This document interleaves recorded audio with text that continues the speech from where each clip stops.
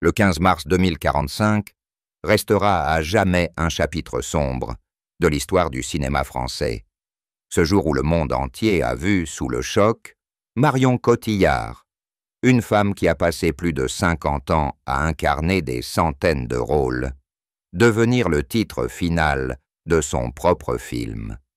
À 69 ans, elle s'est éteinte après un combat silencieux contre la maladie d'Alzheimer héréditaire, une maladie dont elle avait été témoin chez son grand-père et qu'elle combattait en silence depuis 2035, lorsque les premiers signes d'oubli sont apparus au milieu d'un calendrier de tournage surchargé.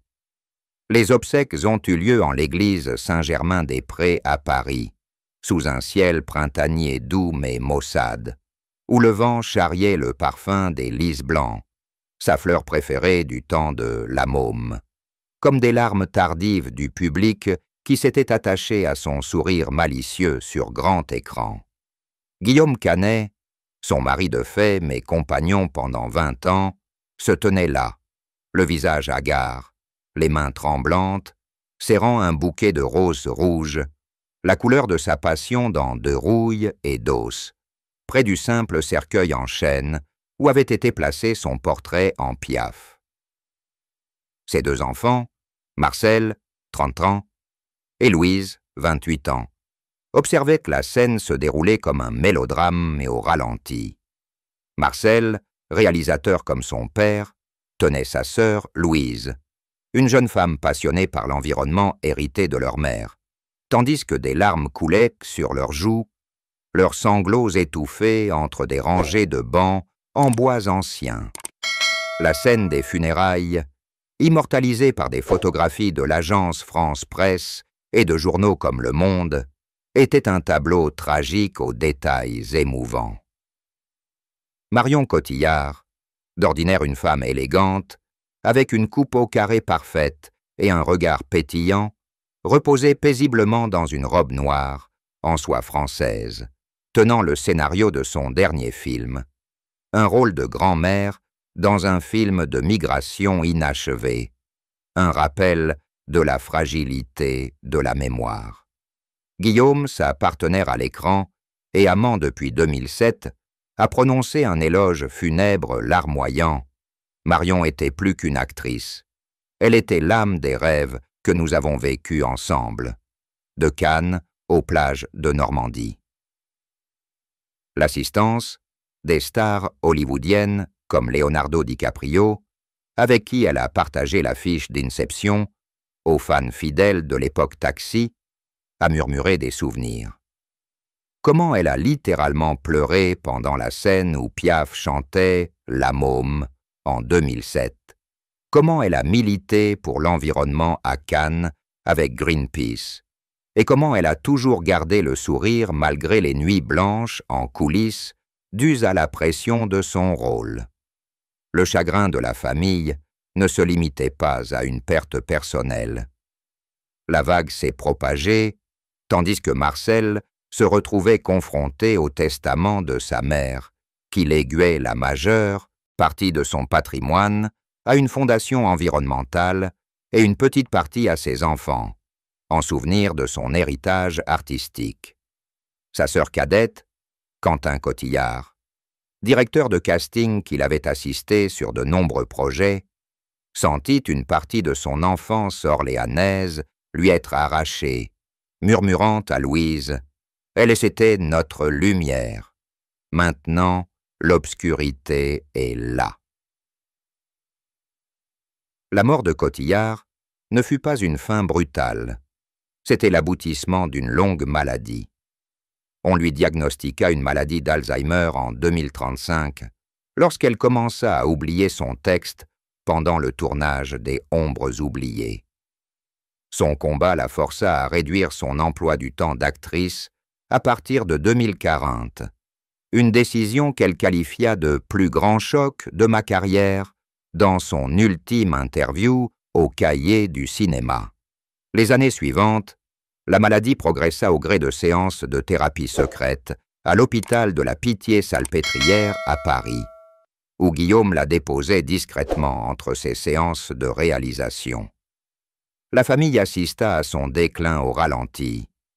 Nous lui tenions sur la main à chaque oubli, mais rien ne la préparait au moment où elle ne connaissait plus nos noms, se souvint Louise dans une publication Instagram après les funérailles. Des funérailles ne sont pas seulement un adieu, c'était un hommage à son héritage. Des scènes de La Môme, d'Inception avec ses rêves qui se chevauchent, et ses discours aux Oscars de 2008. Le tout projeté sur l'écran géant de la cathédrale comme des murmures du passé. Des millions de fans du monde entier ont envoyé des fleurs et des messages, de Paris à Los Angeles, transformant Saint-Germain-des-Prés en nous ne même pas serre de fleurs blanches, la couleur de la pureté qu'elle avait incarnée dans Nine. Pour Guillaume, la douleur était immense, une tristesse indicible, où il a dû apprendre à vivre sans la femme qui avait inspiré ses scénarios d'amour.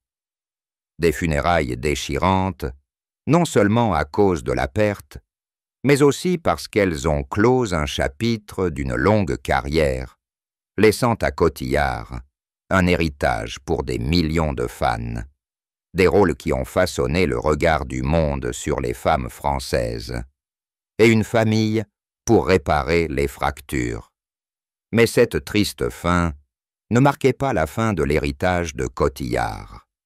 Elle perdure grâce à Netflix, où une jeune génération l'a découverte grâce à son rôle environnemental dans Ocean's 8, et à ses enfants, Marcel et Louise, qui héritent de sa passion pour la narration à travers le cinéma et l'engagement social. Les funérailles étaient plus qu'un adieu. Ce fut un moment de retrouvailles familiales dans le deuil. Quentin serrant son petit-fils dans ses bras pour la première fois depuis des années en raison des horaires de tournage, et Guillaume promettant de terminer le scénario inachevé de sa femme. Cette tristesse, immense et profonde, imprégnait chaque scène qu'elle avait tournée, faisant ressentir à des millions de fans cette perte collective. Ce furent des funérailles déchirantes, non seulement pour la famille, mais aussi pour toute une génération qui avait grandi en la voyant à l'écran. La plus grande tristesse de la vie de Marion Cotillard, selon les murmures de ses proches et ses rares interviews, fut la perte de son grand-père, un homme discret originaire de Provence qui lui avait inculqué la passion du théâtre grâce à des productions familiales, mais qui mourut de la maladie d'Alzheimer en 1901. Alors qu'elle se battait pour son premier rôle dans L'Ascension de la montagne. Cet ancien comédien de théâtre aux mains calleuses à force de répétitions sous la pluie provençale était son pilier spirituel, celui qui encouragea la jeune fille à étudier le théâtre au Conservatoire d'art dramatique de Paris plutôt que de suivre la voie de la sécurité. Mon grand-père a été le premier chapitre du scénario de ma vie, et sa mort est un effacement de mémoire que je n'oublierai jamais, écrivit Cotillard dans ses mémoires de 2018, Masques et souvenirs, la voix tremblante de regret. Sa tristesse s'est aggravée lorsqu'elle n'a pu être à ses côtés dans ses derniers jours, prise par le casting de Taxi, ne rentrant en Provence que pour les funérailles, où elle se tenait près de la tombe, sa sœur Quentin dans les bras, les larmes aux yeux. Cette tristesse a imprégné tous les aspects de sa carrière. Après la mort de son grand-père, elle a incarné une femme qui sombre dans la folie dans De rouille et d'os, en 2012, avec une profondeur émotionnelle, comme pour raconter une perte personnelle. Ses enfants, Marcel et Louise, étaient une source de réconfort, mais aussi un rappel de l'absence de leur grand-père. Ils lui demandaient souvent les histoires provençales qu'elle racontait pour combler le vide. Son mari, Guillaume Canet, a tenté de la réconforter, Mais leur relation avait été entachée par des rumeurs de rupture en 2019, ajoutant à sa solitude. En 2045, alors que sa maladie d'Alzheimer était revenue, Cotillard murmura à Marcel à son chevet « Ma plus grande tristesse est de ne plus pouvoir dire au revoir à mon grand-père. » Une tristesse non pas dramatique, mais profonde, telle une scène en noir et blanc sans dialogue, qui résonna durant les dernières années de sa vie. Développant cette tristesse, on la voit s'insinuer dans chacun des rôles de Cotillard. Après les funérailles de son grand-père, elle choisit des scénarios sur la perte, comme celui de la mère qui perdit son enfant dans 2 jours, 1 nuit, en 2014, pour lequel Cannes lui décerna le prix d'interprétation féminine. Guillaume, dans une interview conjointe en 2020, confiait « Marion transposait cette douleur dans chaque scène, la transformait en art. Sa fille, Louise, a hérité de cette tristesse de son militantisme environnemental, racontant souvent les larmes de sa mère devant des documentaires sur le changement climatique, les reliant aux souvenirs de la Provence frappée par la sécheresse. Sa sœur cadette, Quentin, la soutint et fonda avec elle la Fondation Alzheimer en 2020. Sa plus grande tristesse ne résidait pas seulement dans la perte d'un être cher.